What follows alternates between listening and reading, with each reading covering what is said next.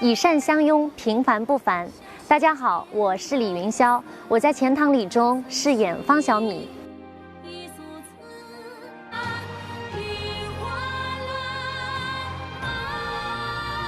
邀请您观看我们浙江小百花越剧团首部现实题材作品《钱塘里》，走进一个充满爱与温暖的故事。浙江小百花越剧团携剧目《钱塘里》首登北京舞台。《钱塘里》首次进京，演员们心情如何？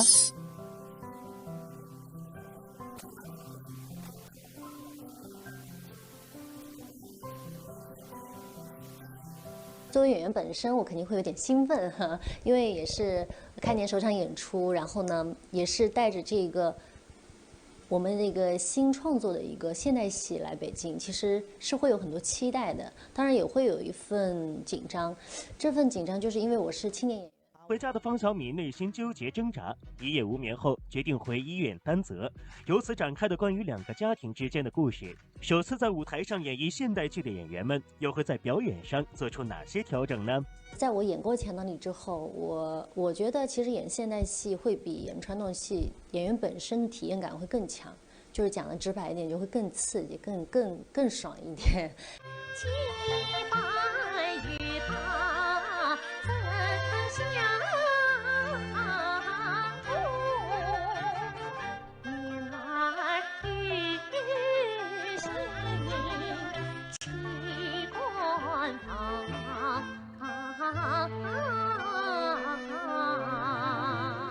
戏曲演员会有很多手段啊，手眼身法不可以帮你。但我们现在演现在第一步就是要把那些东西都去掉，但是什么都去掉了，就是情感，是我们唯一都是一样的东西。好了，不要胡思乱想啊！还有四弟，我也过去一点。因为她是女演员嘛，就是我们可能想要让她体现一个真正男性的力量，其实可能也是一种配合。首先前提是她自己，她会做很多功课，就是她会找寻很多我一个女孩怎么去演一个年轻男性，她会找很多。还有就是比如说我在跟她两个人虽然是很生活的这种表演，但是会有一些有意为之的设计，就比如说她跟我会有拥抱，会有什么的时候，那么她的力量、她的动作、她的表演尺度是怎么样？那我是不是可以再配合她一些？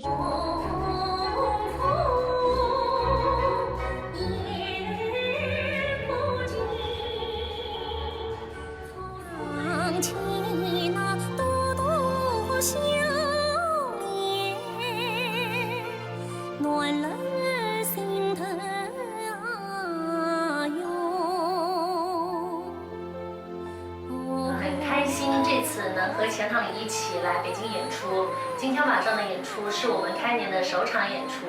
作为小百花越剧团的青年演员，我非常珍惜这次在北京展演的机会。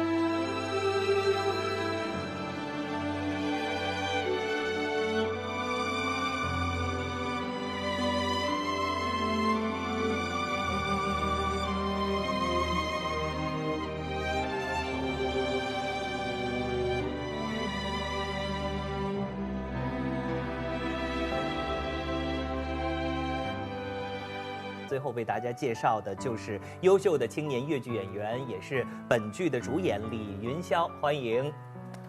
无形的更大的舞台能够让更多的观众了解精品力作。我想这个过程当中，对于演员来说，它绝对是一个机遇，面临着也是挑战，因为观众会更多。李云霄作为这个青年越剧演员参与到我们大戏看北京的这个过程当中，你觉得跟以往的演出有什么不一样？首先是《钱塘里》这部戏对我来说，就是在我的成长的过程中，它对我具有很重要的意义。而且尤其是今年的开年的第一场演出，我作为青年演员能和钱塘里一起登上北京的这个大戏看北京展演季的舞台，其实对我来说真的有非常非常重要的意义。而且尤其是那天，其实我知道就是很多网络平台一起同步直播的时候，其实内心还是有忐忑的，因为有的时候他镜头前面的表演，观众感受到的跟舞台上的表演，它其实是有一点点差距的。但是呢，其实还是要同时兼顾。对我来说也是一次考验，更多的还是放松。就是我告诉自己，就越真实，不管是台下的观众还是镜头前面的观众，他们都会感受到我们这个戏的魅力。在这个云展演的过程当中，云霄是不是也会通过我们这个展演季的平台去关注其他同行？大戏看北京这个展演季，它邀请的一些剧目，它不单单只是戏曲，它还有其他的别的就是像那个舞剧啊，然后别的一些剧种。其实当我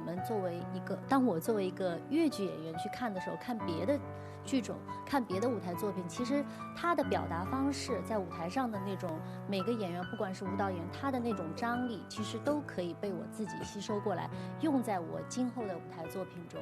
然后我觉得这个云展演对于我来说还有一个比较有意思的，就是我也作为了一个观众，就那天看了自己的表演，对，看了自己的回放，因为在镜头面前不知道是不是跟我想象中是一样的，所以第一天演完了之后，我其实有去看那个云展演的那个回放，然后当第二场再演的时候，我也会做一些调整。然后呢，也比较有意思的是，就是当你只是在剧场里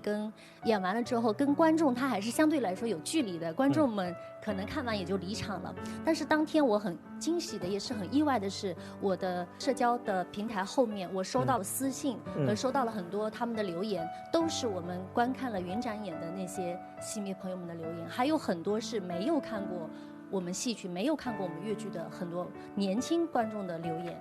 他们只是从这一个剧出发，从我们这一台作品出发，他们觉得很感人、很治愈，然后就是再从网络平台上找到我，想表达一下他们对这个戏的一些想法。所以这个很惊喜。无形当中也是拉近了演员和观众的这个距离。但是我特别好奇，刚才你说到，第一场直播结束之后，你会去看自己的表演，然后会发现，自己也许平时没注意到的或者发现不了的问题，第二场会调整。那么你调整了哪些地方？就是怎么调整的？这个可能比较细节吧，就是可能比如说，因为镜头它有的时候它是覆盖整个全场的，它不是说只是我一个单独我这个角色。那么当它把这个镜头整个铺开的时候，你会发现，哎，这个时候舞台上的重点其实并不在我这儿，或者这个时候可能不在我这儿，但是镜头都会捕捉到我。那么就在什么地方我得加戏？比如说在第5场里面，就是方小米在那收拾碗筷，虽然我在那个表演区的后方，但是可能会有不同的机位，在不同的角度切换到。对，所以你就得全程不断戏，不停的在表演，这样不管他镜头怎么切，永远都在戏里。对，其实要求更高了。对，对。一开始的时候，其实还是存在一些技术上的那种难以突破的，因为就像谢老师刚刚说，他这个剧它有很多的人间烟火，那么它的有一些用词就会很朴实，尤其是我这个方小米这个人物，他不会那么的华丽，甚至特别的口语。那我们的越剧的念白，它又有属于它的调性。那么导演给我们排练的时候，他呢又觉得我们这个一部现代戏，它必须要有现在属于这个戏的格调和这个戏的表达，不能带有惯性的原来我们越剧的，就是非常惯有的那种调性，所以要用非常自然、非常生活、非常真实的那种情感把谢老师的那种很朴实的语言，或者说一些属于方小米这一类打工人的那种语感说出来，其实是做了一些努力的。是有过这个尝试和调整的哈。对，其实谢老师就是有的时候，比如说我们念的不舒服的时候，谢老师会跟我们一起啊，那你把这个倒过来念哦，我们怎么样，又不失去这个人物的个性，但是呢，又能让你们用这个越剧念白念的最舒服。我们所选择的演员的面前的一个最重要的任务就是，你先演回自己，先演回现实中你的自己，你总是熟悉的吧？这就是我们最初的开始，你记得吗？他们虽然没有水袖了，她是水袖公主啊，厉害得很啊。后来我补课，吕云霄这么厉害呢啊，等等啊。那么这些演员都是在自己的那个行当的方面啊，尤其是越剧是讲流派的啊。那我想他们要破圈儿，但是我是来拍越剧来了，越剧的这个属性我是不可能丢的。其实我觉得这个王导啊，你现在想这个戏啊，他对这个小百花第一次排演一个现代题材意义巨大，不说，在越剧的这个女子越剧上，其实你现在看它也是很有意义的。你看最初从咱们的祥林嫂开始，40年代越剧呢就探讨表达现实生活，但是在很长的一段时间里面，越剧所表现的现实生活，它还没有真正使演员演自己。他演的基本上是早春二月，就这类的。当代的演员，他们在当代生活中，实际他们是最活跃的，他们的苦怒哀乐，甚至比我王导、广电老师可能他们更强烈，因为他们是在奋斗啊。你看这出戏中最明显的一个，我就觉得是王导，他不是说我不尊重越剧，也不是说我礼拜越剧。也不是说我要改造越剧，他不是，他用一种让观众熟悉、承认的适当的方式，来演绎了这段生活。但是呢，他是在越剧舞台上演绎的这段生活，他和越剧相似的东西是越剧的本色。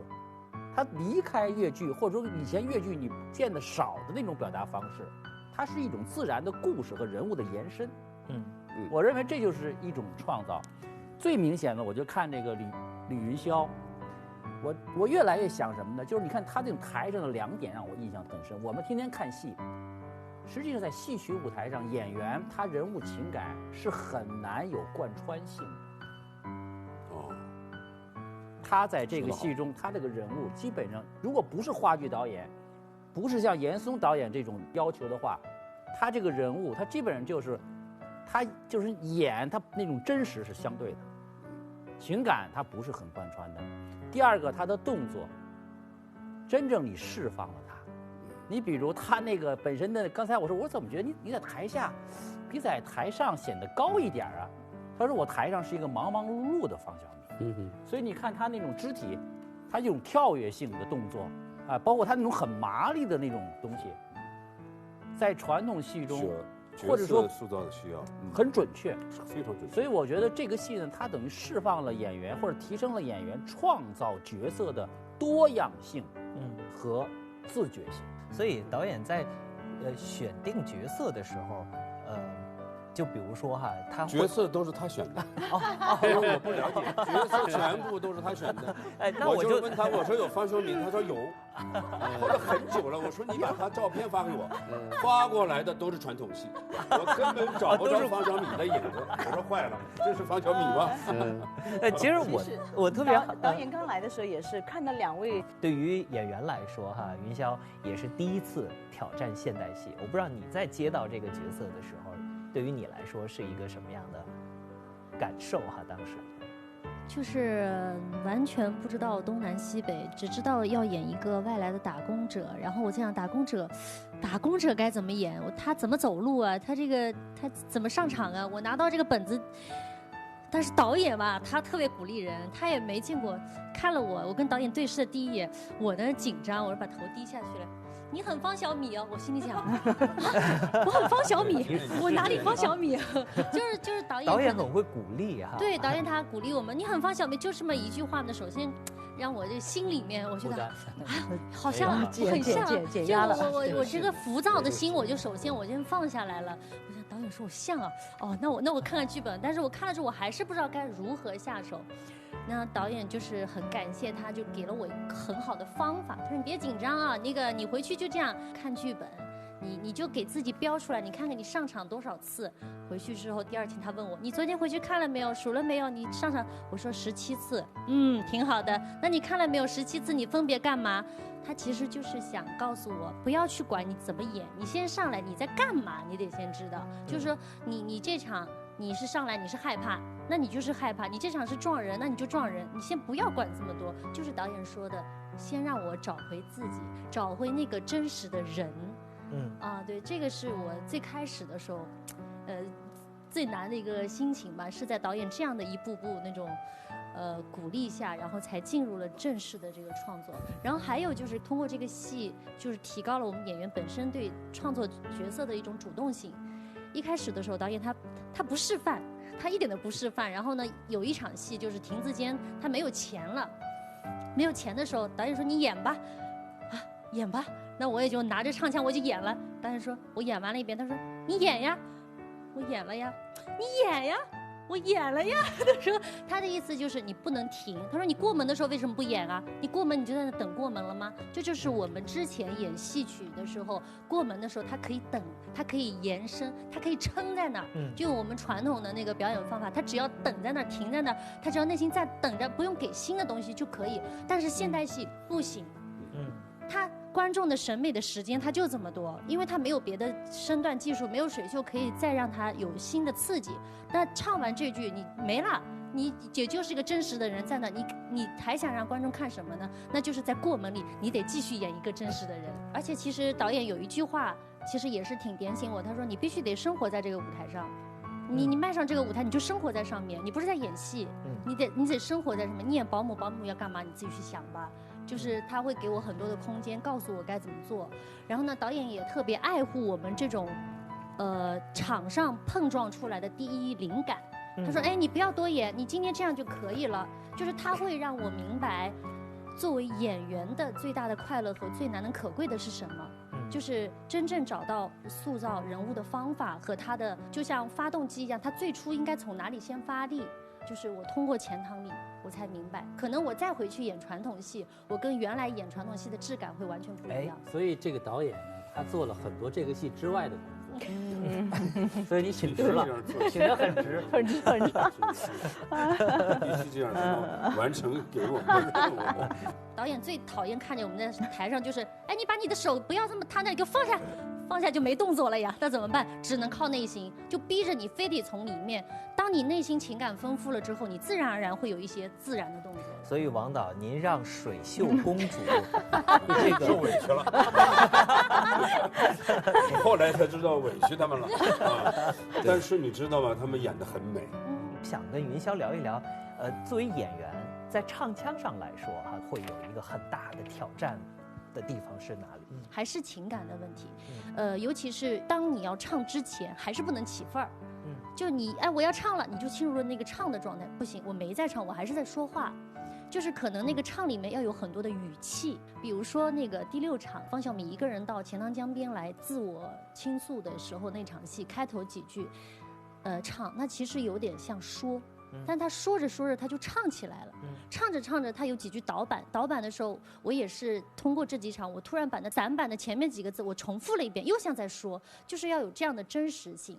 然后还有我们的那个尾声的一个主题曲，其实它有点像通俗的唱法，因为到了尾声了，一个戏也结束了，有的时候我们想要传达的一种情感也已经大家都能感受到了，这个时候或许用更通俗、更直接、更轻松的一种声音、一种唱法，让大家直接的、好好的疗愈一场会更好。一把小小天堂伞撑起一座城。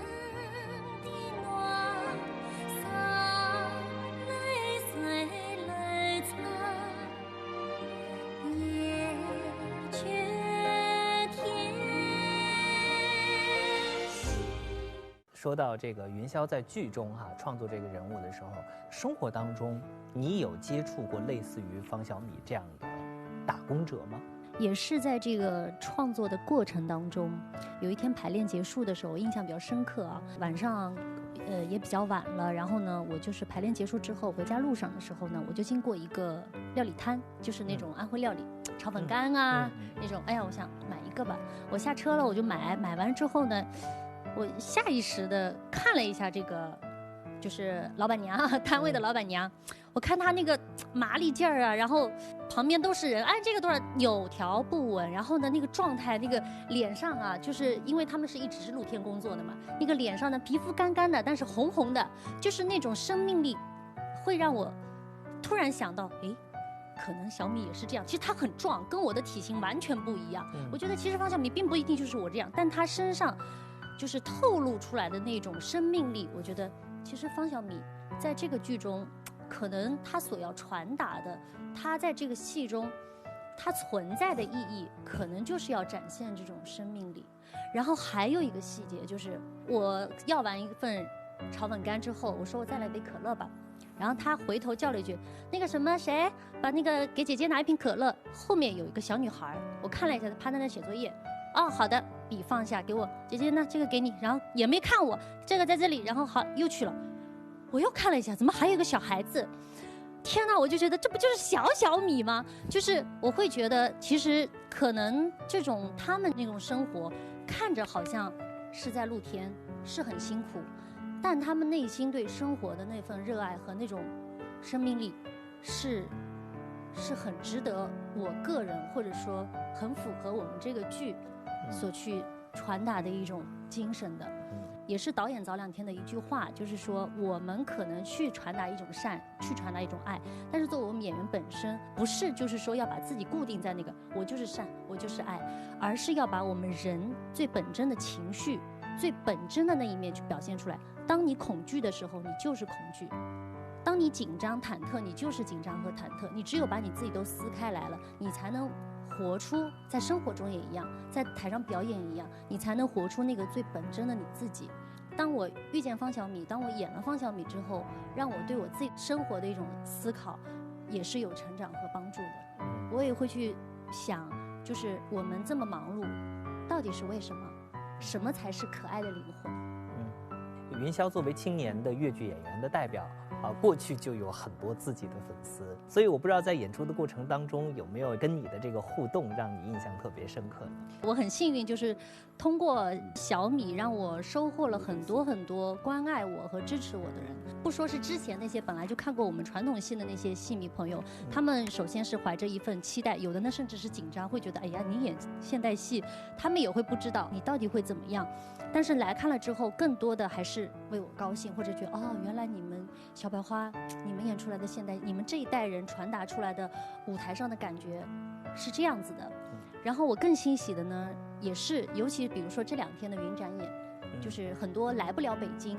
或者很习惯在网上去追戏剧的很多大学生呢，他们其实看了《钱塘里》之后，他们都有给我留言。比如说还有一个跟我没有任何联系，我也不知道他是谁，到现在其实我都不知道他谁。他给方小米写了一封信，对，然后对，他的标题叫做“致小米，你在那里”。然后呢，前面还有2句话，就是因为我们那天是大戏看北京的第1个晚上，然后他就说他们是看了云直播，然后写的是我们闭目在灯火阑珊，听见风雨钱塘，你在那里低吟浅唱。然后呢，后面就是这么长的一封你在那里的一封信，对，然后对，然后每一段都是你在那里，你在那里什么，他就是用这样的话表白了我们整个钱塘里每一场戏的剧情对，然后呢，用他的最后一段话，他是这么说的：今夜你在这里，你缓缓滑下的泪落在钱塘里，飞过千万里，滴在我们心里，如掌心水珠居在手，久久不忍一握。我其实去理解他这段话的时候，我觉得他所说的这滴泪，他不忍握下，我觉得其实就看完钱塘里后劲儿特别大吧，就跟我们有的时候进影院也好，去看一部剧，就看完之后可能出了电影院都会觉得有点恍惚，可能这种后劲儿就是大家对生活、对生命，还有对小米这个角色身上传达的那种，包括我们整个剧。我们所有主创老师就是去传达的一种情感。他们这滴泪不是绝望，不是恐惧，而是希望。我很珍惜能有这样一个作品，很珍惜在这样一个时代成全我自己，然后也跟很多没有走进剧场，然后没有了解过我们粤剧，没有了解我们现在当代演员的这么多的观众越来越近。我的抖音平台下面就有一个观众，他说刚刚看完钱塘里的这个演出展播，他更坚定了我要走进剧场去感受现场舞台的魅力，真的太棒了！不行，让我去缓一缓，我现在起伏情绪有点大，就是还沉浸在这个剧里面。钱塘里用情用心传递给观众他们现实生活当中的小温暖、大情怀，那么观众回馈给钱塘里主创们的是他们的真情实感，是他们的真情流